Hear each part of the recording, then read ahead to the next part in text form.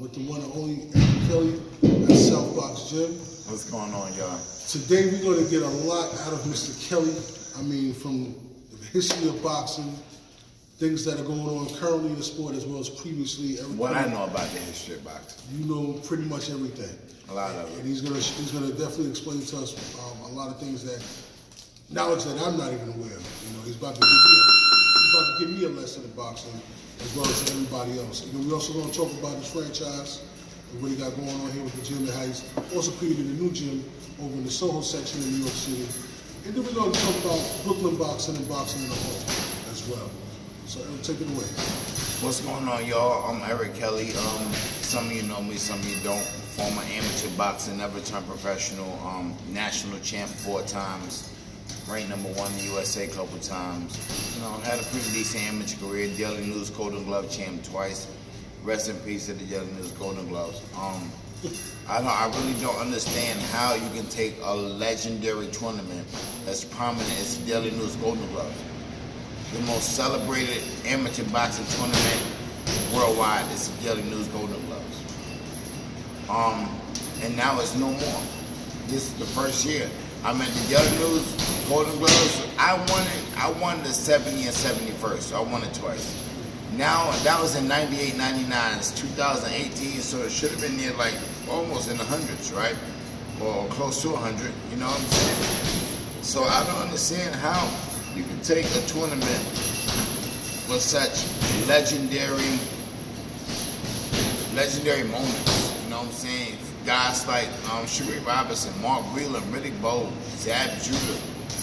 You know what I'm saying? Emil Griffin. Like so many legendary fighters won the Daily News Golden Glove.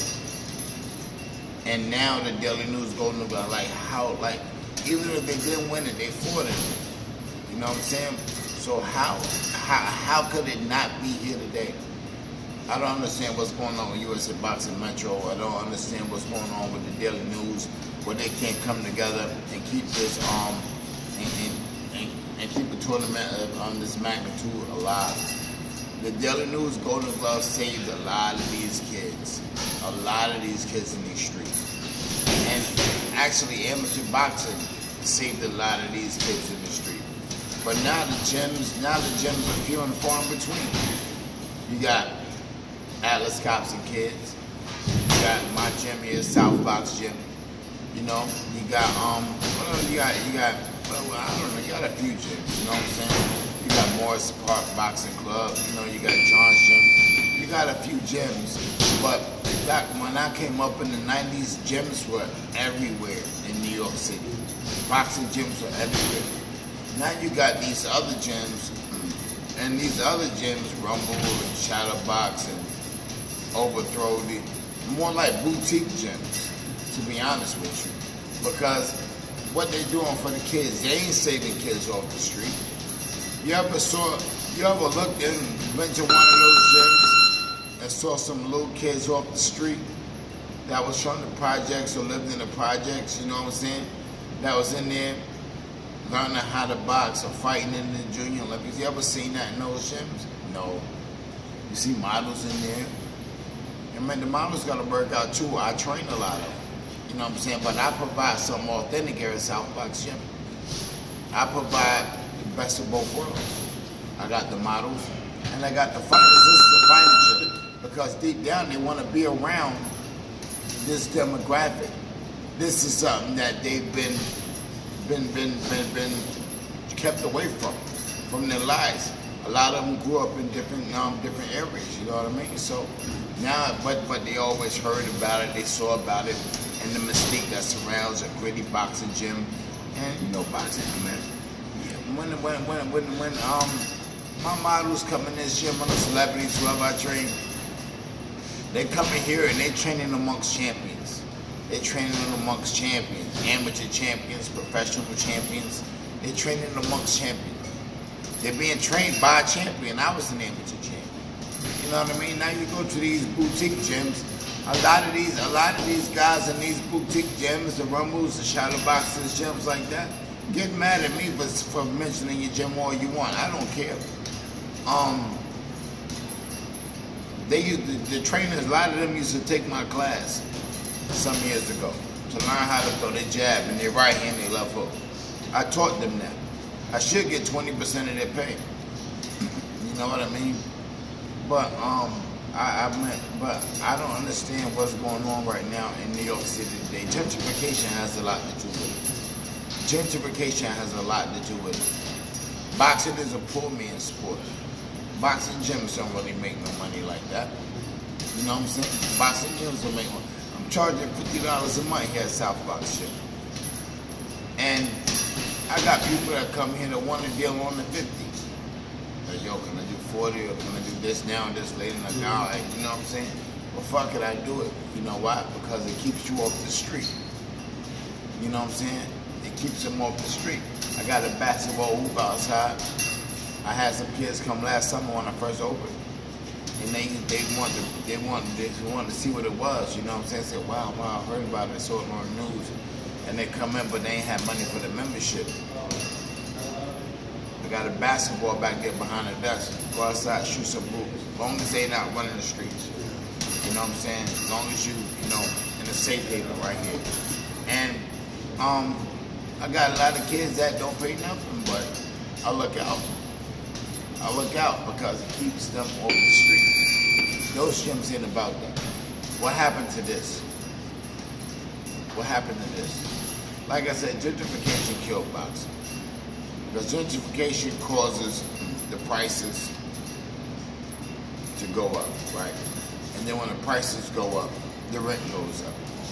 And you can't motherfucking pay no rent in New York City with no underage kids coming from whatever project or Section 8, and they're gonna be able to afford you a couple $100 membership. No, it's not gonna happen. It's not gonna happen. Where? You know what I mean? So now you got an influx of boxing gyms that charge, you know, a couple $100 a session. You know what I'm saying? Shit like that. You said a session? A session. 175, 150 a session. You know what I'm saying? A couple $100 a month, some of them. Shit like that. And the kids can't afford that. But you really can't fault the person who owns the gym because he got rent to pay. Mm-hmm. He got rent to pay. He got bills to pay. You know what I'm saying? You got to keep the lights on. But I think it's fucked up. I think it's fucked up because who is it? I mean, it's benefiting his pockets. But what about the youth? How is the youth gonna get stronger and better to be in the position where you are today if we aren't helping them and showing them the way? Because they're not given a chance in those other gyms. They're given a chance here in South Box. They're not given a chance, and those other gyms can say, all right, I understand you ain't got the money. I just come in, you know what I'm saying, do this workout. And I'll take care of you. You're not doing that. You're not doing that. So how's the kids gonna learn to do that when someone else needs them when the kids get older? Let that sit in your head for a little bit. You know what I'm saying? Boxing is a poor man's sport. Who else wants to go and say, you know what, I want to get punched in the face for a living, and I want to punch you in the face for a living. That's what I want to do. Who does that? I love that. Not too many. But you got to come from something. You got to come from something. You know what I'm saying? There's a chip on your shoulder. You dig what I'm saying? There's an aggression that you get out. This shit is therapy. There's something that you get out. There's something that you got to get out. You know what I'm saying? There's some abuse somewhere. And you want to get that out. And that's what boxing is. Let me ask you this. Where did that come from with you? Like you said, you are... Wow, I came from Florida. Yeah. And I'm born in Florida.